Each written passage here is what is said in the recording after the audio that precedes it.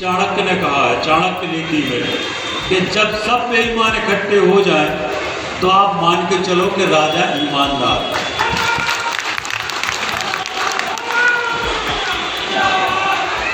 सब इकट्ठे हो जाए तो राजा ईमानदार है।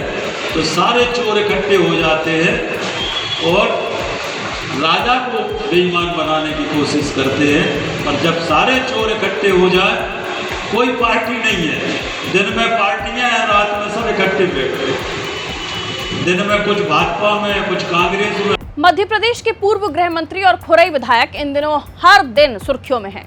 कभी वो कांग्रेसियों को निशाने पर लेते हैं तो कभी अपनों को भी नहीं बख्शते। इस बार भूपेंद्र सिंह ने बीजेपी कांग्रेस दोनों के नेताओं पर बड़ा ही अजीबोगरीब आरोप लगाया है। क्या है पूरा मामला, आपको इस वीडियो में बताएंगे। नमस्कार, मेरा नाम है पारुल, आप देख रहे हैं अनादि टीवी का डिजिटल प्लेटफॉर्म अनादि टीवी एमपी। दरअसल भूपेंद्र सिंह ने दावा किया है कि रात 9 बजे के बाद बीजेपी और कांग्रेस के नेता एकजुट होकर उनके खिलाफ षड्यंत्र रचते हैं। इतना ही नहीं, भूपेंद्र सिंह यही नहीं रुके, उन्होंने कहा कि खुरई का विकास रोकने के लिए तंत्र मंत्र और पूजा पाठ तक कराई जा रही है। भाजपा और कांग्रेस वालों से मतलब कुछ जो कांग्रेसी भाजपाई है या जो कांग्रेसी है, तो वो सब रात में बैठते, सबको मालूम है। और वो पूरे समय भूपेंद्र भैया के खिलाफ षड्यंत्र करते हैं। एक ही काम है, खुरई का विकास कैसे रोका जाए, इसके लिए षड्यंत्र होते हैं। तो लाक्षागृह बनाए जाते हैं, पूजा पाठ कराए जाते हैं, तंत्र क्रियाएं कराई जाती हैं, ये सब होता है, आपको भी पता। अब उनका ये बयान वायरल हो रहा है। इधर कांग्रेस जिलाध्यक्ष ने कहा कि वो अपनी पार्टी फोरम पर बात रखकर अनुशासनहीनता की कार्रवाई कराएं। अब आपको बता दें कि षड्यंत्र वाली बात उन्होंने कहां कही। दरअसल सोमवार को खुरई में विधायक भूपेंद्र सिंह ने सिविल अस्पताल खुरई में कई कार्यक्रमों का लोकार्पण और भूमि पूजन वो कर रहे थे।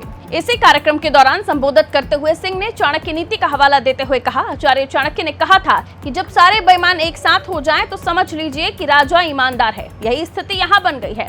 दिन में कोई बीजेपी है, कोई कांग्रेस, लेकिन रात में सब एक साथ बैठ जाते हैं। इनको पार्टी नहीं, बस मेरा विरोध करना मकसद है। भूपेंद्र सिंह यही नहीं रुके, उन्होंने आगे कहा कि कुछ जो कांग्रेसी भाजपाई हैं और जो कांग्रेसी हैं वो सब रात में एक साथ बैठते हैं। सबको मालूम है, वो पूरे समय भूपेंद्र भैया के खिलाफ षड्यंत्र करते हैं।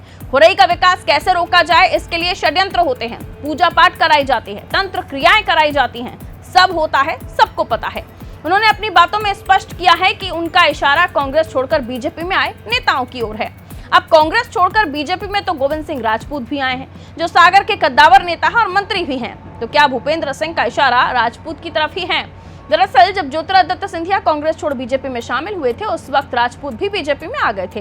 राजपूत सिंधिया के करीबी हैं तो भूपेंद्र सिंह शिवराज सिंह चौहान के। आए दिन दोनों नेताओं में खटास की खबरें आती रहती हैं। कुछ वक्त पहले मामला इतना बढ़ गया था कि दिल्ली आलाकमान तक बात पहुंच गई थी। भूपेंद्र सिंह का आरोप था कि बाहर से आए नेता पुराने कार्यकर्ताओं को परेशान कर रहे हैं, जिस पर राजपूत ने पलटवार करते हुए कहा था कि विधायक खुद को पार्टी से बड़ा समझने लगा है। भूपेंद्र सिंह ने तो यहां तक कह दिया था कि सागर में बीजेपी को खत्म करने की साजिश की जा रही है। वहीं कुछ वक्त पहले भूपेंद्र सिंह ने तो यहां तक कहा था कि उनकी कॉल डिटेल निकाली जा रही है। सागर जिले के प्रभारी मंत्री राजेंद्र शुक्ला के सामने उन्होंने ये मुद्दा उठाया था।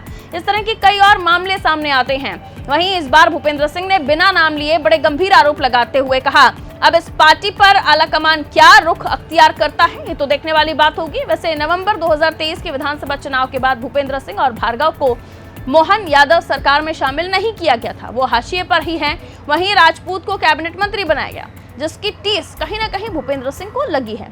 फिलहाल इस खबर में इतना ही, लेकिन बाकी खबरों के लिए आप जुड़े रहिए अनादि टीवी एमपी के साथ। दीजिए इजाजत, नमस्ते, शुक्रिया।